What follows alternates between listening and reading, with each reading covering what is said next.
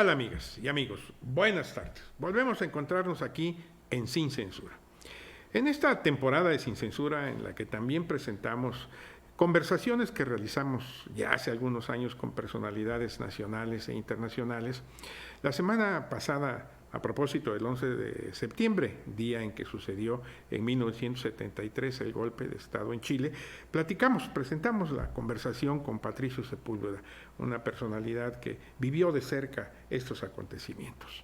Hoy vamos a presentarles una charla más ocurrida el 28 de julio del 2004. En ese tiempo, en esos días, se realizaba en la Ciudad de México un encuentro internacional de izquierdas, de personalidades de izquierda, partidos políticos, agrupaciones, sociedades. Y uno de los coordinadores de este encuentro internacional, porque vinieron personalidades de todo el mundo, fue mi entrañable amigo, respetado, querido, que se le extraña siempre, Cuauhtémoc Sandoval. Cuauhtémoc Sandoval fue quien desde el Partido Comunista se encargó de las relaciones internacionales de la izquierda en nuestro país, fue uno de ellos, de los principales, y él me hizo el honor y me concedió el favor de presentarme con Isabel Allende y hacer posible una conversación sobre todos los acontecimientos, sobre los momentos que se vivieron en torno al golpe de Estado en Chile y después al exilio de la familia Allende que vinieron a nuestro país, a México. Sin más preámbulos, permítanme presentarles esta importante conversación con la entonces senadora Isabel Allende.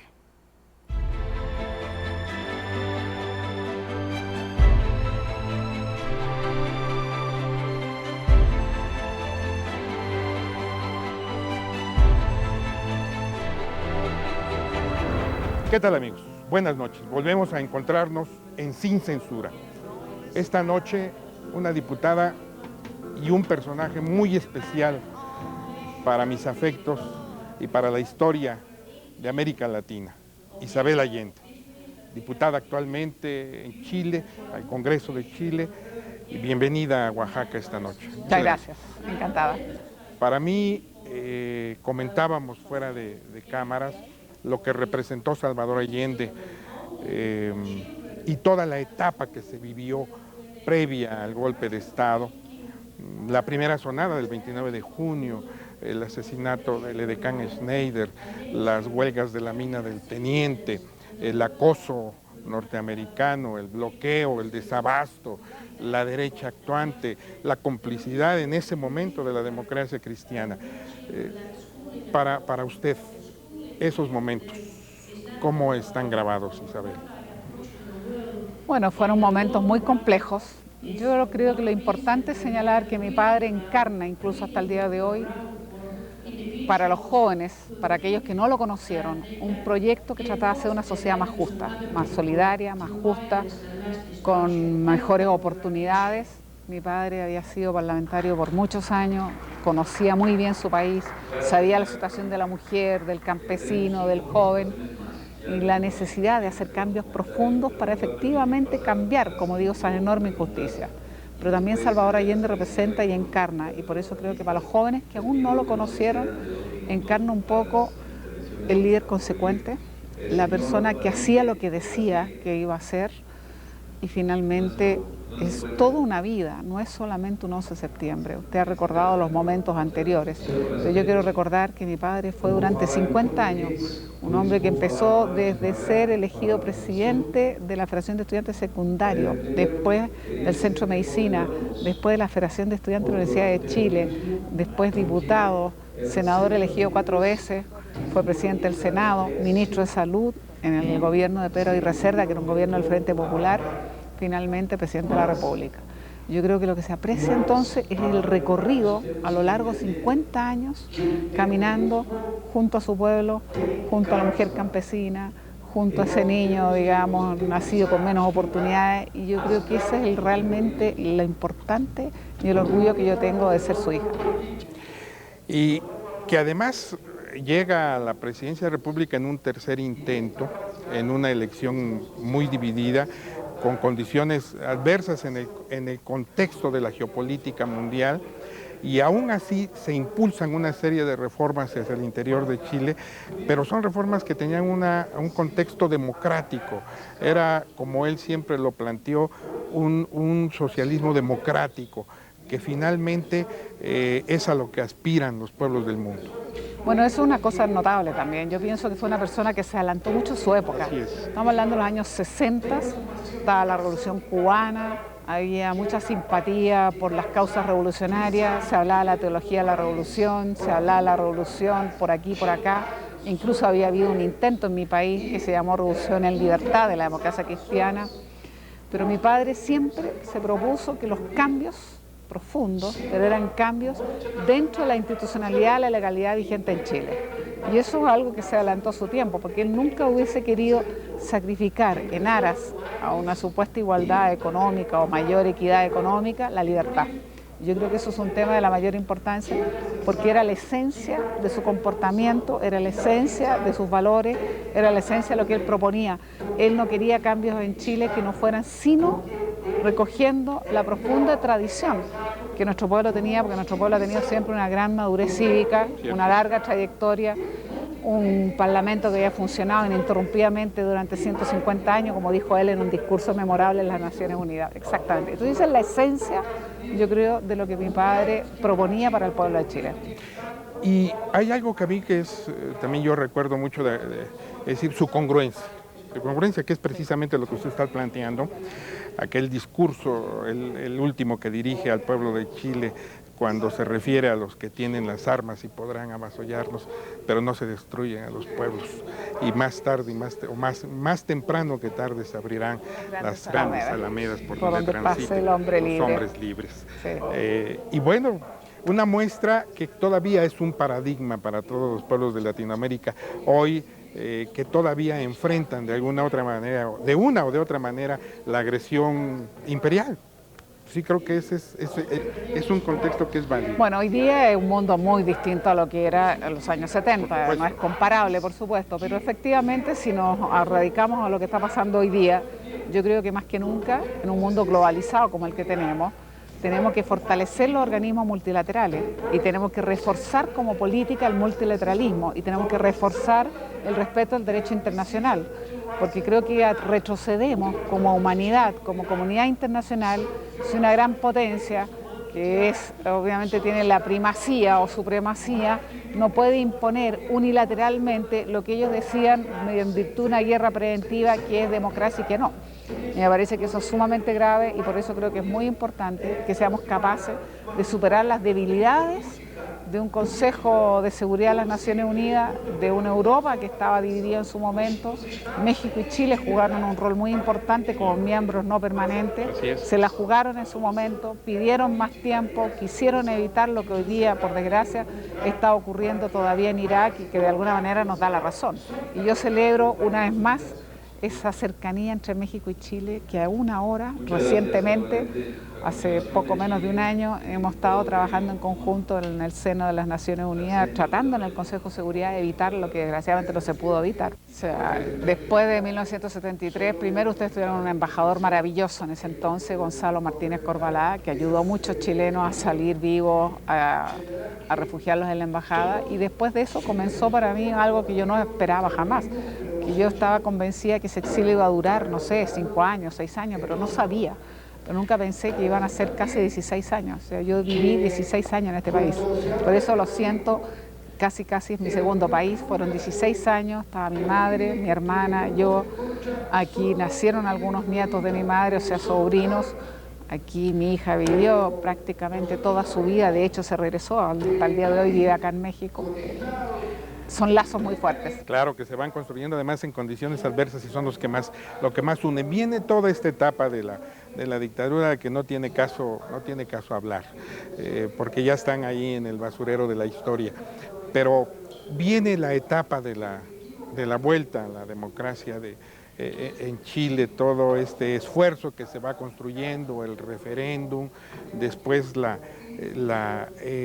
madurez, diría yo, de las fuerzas políticas para que se pueda dar esa unidad de la democracia cristiana y el Partido Socialista y otros partidos. ¿Cómo lo vive, Isabela? Bueno, yo creo que usted usó la palabra precisa, porque yo creo que requirió una gran madurez y generosidad para sabernos encontrar aquellas fuerzas políticas que no solo fuimos adversarios, pues más bien fuimos enemigos. Y eso, entre otras cosas, posibilitó, entre otras causas, por cierto, posibilitó el golpe de Estado, porque actuamos como enemigos y no como adversarios. Y yo creo que el dolor, el sufrimiento, tantas cosas nos hicieron abrir los ojos y tener la generosidad y la capacidad de encontrarnos y de generar un movimiento amplio, una coalición amplia, se llama Concertación de Partidos por la Democracia. Hoy día ya llevamos 14 años de gobierno, algo nunca habíamos hecho juntos, por primera en la historia se crea, pero llevamos ya 3 gobiernos, estamos terminando, no, estamos en la mitad del periodo del presidente Lagos, lleva 4 años, me faltan 2. Ha sido bastante exitosa la gestión que ha hecho la Concertación, al comienzo viviendo como toda transición los avances, retrocesos, complejidades, pero hoy día podemos decir con mucha tranquilidad, Chile es un país que ha avanzado, sus instituciones funcionan, todavía tenemos algunos vestigios autoritarios en una constitución impuesta durante la dictadura de Pinochet sin ninguna legitimidad porque no funcionaban los partidos políticos, no había libertad de asociación, no la podemos abolir, no tenemos la fuerza política para cambiarla, hemos hecho algunas reformas, todavía quedan, como decía, vestigio autoritario, pero lo más importante, hoy día tenemos parlamento, poder judicial autónomo, un ejecutivo, en fin, existe como debe ser un Estado de Derecho. Por cierto, que construir futuro no significa, como dijo el propio presidente Lagos, no hay mañana sin ayer. Por lo tanto, nosotros estamos construyendo nuestro mañana, pero también teniendo conciencia que hay 2 pilares que son muy básicos y se llaman verdad y justicia. Verdad, justicia y reparación son como también elementos para ese reencuentro. Pero yo creo que le hemos dado lo más importante políticamente a Chile, la estabilidad que Chile necesitaba, la mayoría que Chile necesita para todo lo que nos hemos propuesto, que era volver a la democracia, recuperar nuestro Estado de Derecho, proyectarnos en la democracia. Y hoy día desafíos que tenemos no solo los chilenos. Hoy día, desgraciadamente, uno ve crecientemente el descrédito de la política, de la función pública, la debilidad de los partidos políticos. Existe en nuestra región de América Latina gobernantes que no pueden terminar su periodo. Existen dosis grandes de crisis de gobernabilidad en muchos países de América Latina y eso nos preocupa porque se requieren democracias más sólidas, parlamentos más sólidos, partidos políticos más sólidos, mayor participación, jóvenes que ojalá se interesen y vean la dignidad que puede tener la función pública, pero si todo el día se la desacredita, que a veces nos ocurre a través de los medios precisamente, por responsabilidad muchas veces nuestra, nuestro propio comportamiento, yo creo que eso le hace un daño muy grande a la democracia. Así que esos son los desafíos que estamos en este momento enfrentando y que esperamos poder avanzar, como esperamos que toda nuestra región efectivamente fortalezca sus democracias y no se sigan debilitando. Isabel, vamos a hacer un corte muy breve, si me lo permite, y regresamos.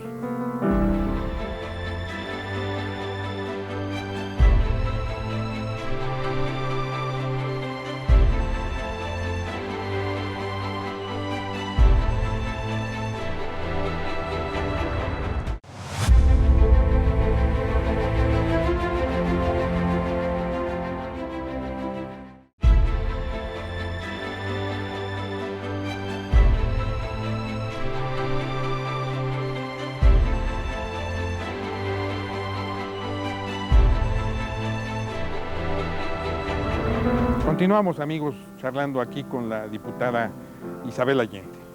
Pero ciertamente lo que usted comenta es una verdad.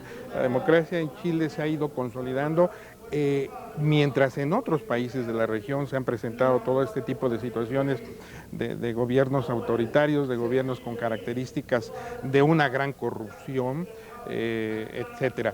Y aquí hay algo también muy interesante que tiene que ver con la concertación.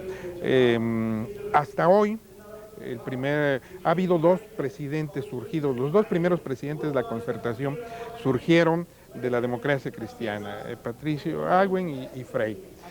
Y luego vino el presidente Lagos, que provenía del socialismo, que les generó algunas inercias. Tuve oportunidad de estar en alguna ocasión en este proceso, que incluso se tuvo que ir a la segunda vuelta, el reciente de donde es electo el presidente El resultado Lagos. fue bastante estrecho. Así es. y fuimos a una región, no recuerdo si al Valparaíso, en alguna zona, a observar una reunión de la concertación, a estar presentes. Había senadores, había diputados de ambas fuerzas, y sí se sentía que era complicado para algunos sectores de la democracia cristiana aún en ese momento el tema. Tiene razón usted, pero eso ha ido quedando atrás porque ya obviamente han pasado 3 años de gobierno. Estos 3 años han sido muy difíciles porque nos tocó justamente una crisis económica importante. Chile venía creciendo una tasa promedio del 7%, de pronto empezamos a crecer 2% y eso se resiente. Claro. Y nos vimos mucho más restringidos. Afortunadamente las proyecciones nuevamente vamos hacia el 4%, poco más ojalá. Pero quiero decirle que después de 3 años ya la gente ha visto que el hecho que encarne el gobierno, que es un programa de la concertación, claro, pero el que sea encabezado por un socialista ya ha dejado disipados esos temores. Y le quiero comentar algo que vale la pena, porque tanto ha cambiado que hoy día ha pasado algo cultural muy importante, del cual yo personalmente me siento muy orgullosa, porque por primera vez, sistemáticamente, en estos 4 años de gobierno que ya cumplió el presidente Lagos, las 2 ministras mejores evaluadas son 2 ministras mujeres. Y a eso iba yo. La Defensa y la ministra de Relaciones Exteriores. Nunca habíamos tenido esos ministerios como mujeres.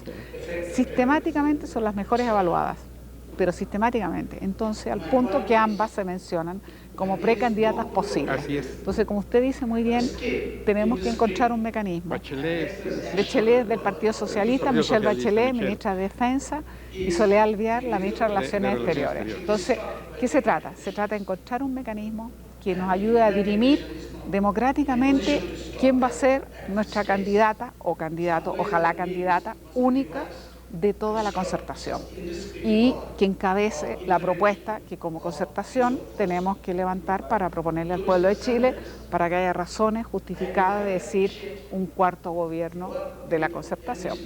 Y bueno, me ganó usted la mención, a eso iba yo precisamente, de que además es fantástico que en un proceso democrático, en todo esto que ha vivido el pueblo chileno, sean 2 mujeres. Sí, se les considera, y no solo eso, sino que se han hecho encuestas y por primera vez la ciudadanía responde que están disponibles para votar por mujeres, y la valoración que hacen es que las consideran más transparentes, que están muy comprometidas con los valores y con lo que representan, y que hay más honestidad en torno a las mujeres. Es muy curioso lo que ha pasado. Entonces, yo digo con mucho orgullo, en Chile hoy día hay un cambio cultural enorme, enorme, y que es una tremenda potencialidad, que es abrirle el espacio definitivamente a las mujeres como nunca antes habíamos tenido. Así que estoy muy contenta por eso. Y estaremos muy atentos para seguir este proceso político. Yo quisiera que me permitiera, porque creo que es una referencia que hay que hacer. A lo mejor es una obviedad, pero permítamelo. La referencia a Augusto Pinochet. Es decir, no es necesario replantear lo que fue su dictadura y su figura, pero sí para Isabel Allende, para la democracia chilena, en este momento, ¿qué significa este individuo? Hoy día es una figura absolutamente extinguida, en el sentido que al inicio, al año 90, claramente representó tenía mucha fuerza, o sea, detrás suyo en el plebiscito y todo, tuvo un 44%. Hoy día es una figura absolutamente desgastada, está en su casa, prefirió a través de sus abogados pasar por insano mental que enfrentar la justicia. Así que hoy día es una figura que realmente ya ni siquiera quien eran sus más acérrimos partidarios, colaboradores, cercanos, se sacan una fotografía con él. Realmente es una figura ya bastante del pasado, que desgraciadamente grafica así que si bien se alcanzó a imputar, no se continuó adelante el proceso, pero por lo menos se le quitó la inmunidad parlamentaria que se había fabricado, que eso era una indignidad, y por lo menos hay conciencia en el pueblo chileno que es una figura que simplemente pasará a la historia, creo yo, por lo menos para muchos de nosotros, como la persona que traicionó su juramento, que encabezó la dictadura, que no enfrentó nunca la justicia, y que hoy día está prácticamente en el olvido, o sea, no tiene ninguna relevancia. Le digo, ya nadie se saca ni siquiera una foto. Que finalmente el juicio de la historia es implacable. Ah, no, maravilloso, porque al final yo creo que en estos 30 años, como nunca los vivimos en Chile, o sea, la figura de Salvador Allende sigue creciendo. Para la gente joven es sinónimo de consecuencia, de lealtad, de principios, de valores, de ética, y la figura de Pinochet es eso, la persona que no tiene capacidad de enfrentar la justicia. Así que solita se hizo. Y diría, un amigo tiene una frase, dice justicia divina, y todos los miembros de la Junta terminaron igual. Bueno, así es, tenía que ser. Yo le agradezco mucho, Isabel, haber aceptado esta conversación. Quisiera un tema último, la visión latinoamericana del sentimiento de la unidad que debe unirnos a los pueblos de Latinoamérica en voz de usted. Bueno, yo primero que nada celebro mucho que tengamos un tratado con México. Hemos ido haciendo varios tratados, pero no es suficiente. Yo creo que hay que pensar en la integración, no es un tema económico, no es un tema de circulación de mercancía. Lo que tenemos que pensar es que integración significa integración política, social, cultural, en fin, que es importante que tengamos los mismos principios. Por eso decía yo, veo con cierta preocupación nuestra región, porque veo señales que no me gustan, que son crisis de gobernabilidad, que son debilitamiento de los parlamentos, que son mandatos que no terminan, que son casos de corrupción. Y yo creo que tenemos que hacer un esfuerzo más que nunca mayor por seguir bregando, porque Chile, el resto de América Latina, se integren cada vez más. Tenemos un ejemplo cercano, vemos a Europa, pasó 2 guerras, ha tenido múltiples conflictos con fronterizos, en fin, y sin embargo es capaz de construir su unión. Y hoy día está luchando para conseguir incluso una constitución única. Y ya estamos hablando de más de 25 países, entonces bien notable. Bueno, entonces nosotros tenemos que seguir ese ejemplo en el sentido de superar diferencias, terminar de resolver si hay algo pendiente, pero ser capaces de integrarnos, ser capaces de ser más solidarios entre nosotros, como región, entender que mientras más unidos estemos, mientras más capacidad colectiva tengamos en negociaciones, en propuestas, en un mundo globalizado, complicado, concentrador y excluyente como este mundo, tenemos que realmente lograrlo. Y por lo tanto yo sigo creyendo que América Latina, con toda su diversidad, porque es muy diversa, con toda su pluralidad y con toda su diversidad, debe seguir actuando de la manera más unida posible e integrada. Pues eso es importante porque además tenemos, bueno, en el caso de México tenemos una frontera muy complicada. Sí, es otra historia, sí.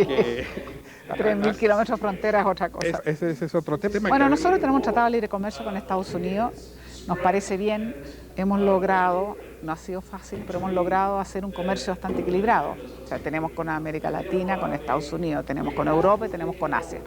Yo creo que eso es una buena posibilidad.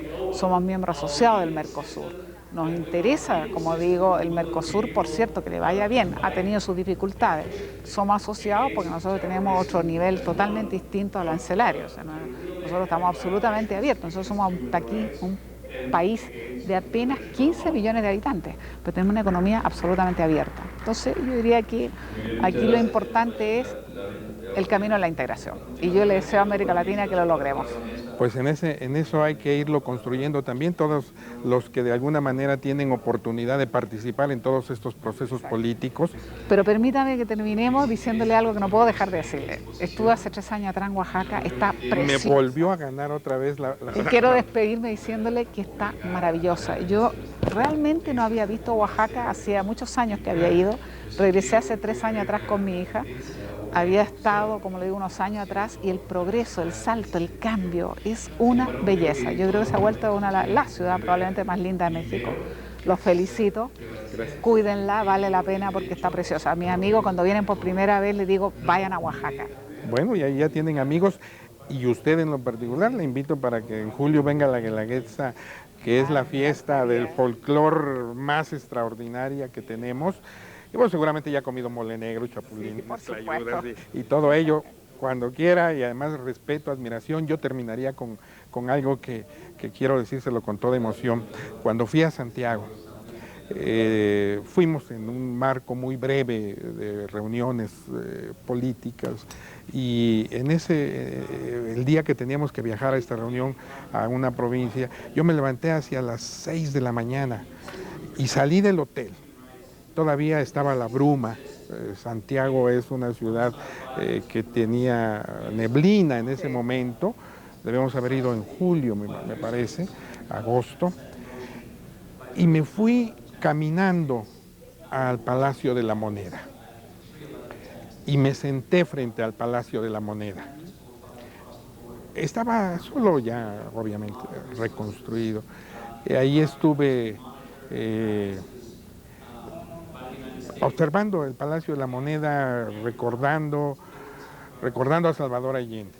Y me hago la misma reflexión de aquella mañana, es decir, si hubiera muchos Salvadores Allende, sería otra situación en el mundo. Ojalá. Gracias, Isabel. Encantada. Bienvenida. Gracias. Un abrazo para Oaxaca. Gracias. Amigos, ya saben a qué hora es, ya saben qué día es, ya saben en qué canal es. Nos vemos el próximo miércoles. Gracias. Los quiero mucho.